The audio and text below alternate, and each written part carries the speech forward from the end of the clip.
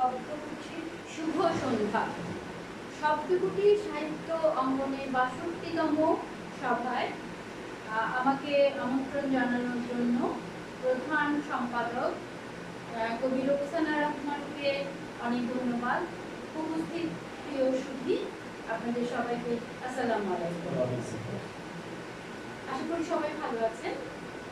আমার জীবনী যখন পড়ছিলেন সেখানে একটা বিষয় জুলাই আন্দোলন উঠে এসেছে এবং জুলাই আন্দোলনের পরবর্তী সময়ে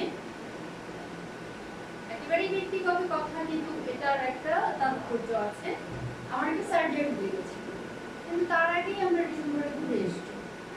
আমার ছেলে অংশ মেডিকেলে ফাইনাল ইয়ারে পড়ছে, তো আমরা সবাই খুব অবাক হয়ে গেছিলাম, ইনক্লুডিং মি, যেটা কি করে পসিবল, ঘুরে এসেছি।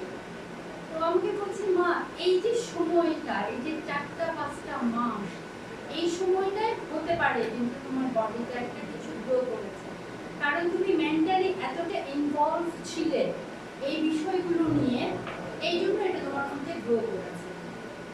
এই ব্যক্তিগত বিষয়টা এই জন্য বলছি, মানে এই আন্দোলনটা কিভাবে আমাকে প্রভাবিত করেছে এবং এই আন্দোলনের ফলে যেমন করে বাংলাদেশ একটা নতুন রূপ নিয়েছে, বেশিরভাগ থেকে মুক্তি পেয়েছে, আমার মনে হয়েছে আমারও একটা নবজন্ম হয়েছে। কারণ আমি লিখতে গেলে, কিছু পোস্ট দিতে গেলে দেখা যেত যে আমাকে অনেকবার এটা মুছতে হয়েছে, অনেকবার। এবং আমার কলিগরা, আমার চারপাশে যারা আছে, বলেছে না তুমি এটা লিখতে পারো না, তুমি ডিলিট করো। এগুলো আমার উপর এত প্রেশার সারা বিশ্বে ছড়িয়ে আছে। এই আন্দোলনটার সময় বাইরে থেকে আমার স্টুডেন্টরা আর্থিকভাবে আমাকে সাহায্য করেছে এবং আমাদের যে বিকাশ, এটা খুব ভালো একটা। এবং এই সময়টায় কিছু আহত বাচ্চা যারা আন্দোলন করছিল, এবং আমি খুব সৌভাগ্য, আল্লাহ তাআলার কাছে অসীম কৃতজ্ঞতা। বাই নেচার আমি একজন আস্তিক মানুষ, আমি সৃষ্টিকর্তার প্রতি বিশ্বাস করি এবং আমি এটার জন্য কৃতজ্ঞতা প্রকাশ করি। আমার পরিবার আমাকে পুরোপুরি সাপোর্ট করেছে, কখনোই ওরা আমাকে আটকায়নি। এরপর থেকে আমার মনে হয়েছে যে আমার ভিতরে যতটা ভয় ছিল, কোনো ভয় এখন আমার কাজ করে না এবং আমি সচেতন ভাবে কখনোই কোনো অন্যায় কাজ করি না।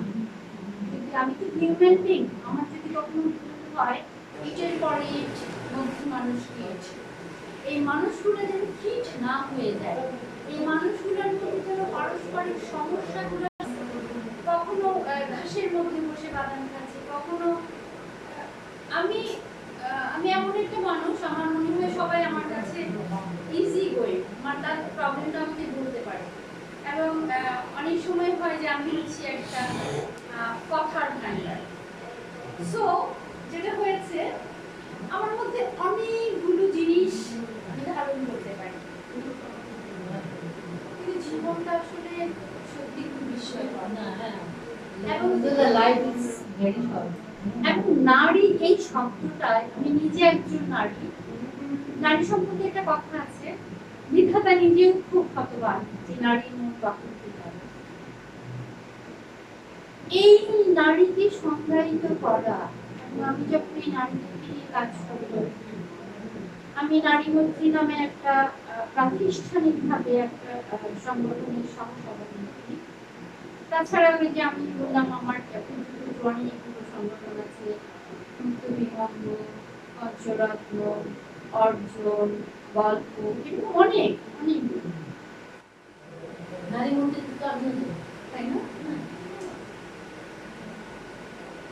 যেটা বলছিলাম, আমার মনে হয়েছে যে বিধাতা তো সৃষ্টি করেছেন পুরুষ কিংবা নারী হিসেবে, কিন্তু আমাদের সমাজ কাঠামো আমাদেরকে তৈরি করে ফেলে না মহিলা না পুরুষ। চিহ্নিত আমরা যদি এই জিনিসটা ছড়িয়ে দিতে পারি, সবাই প্রথমে হিউম্যান বিং, মানুষ,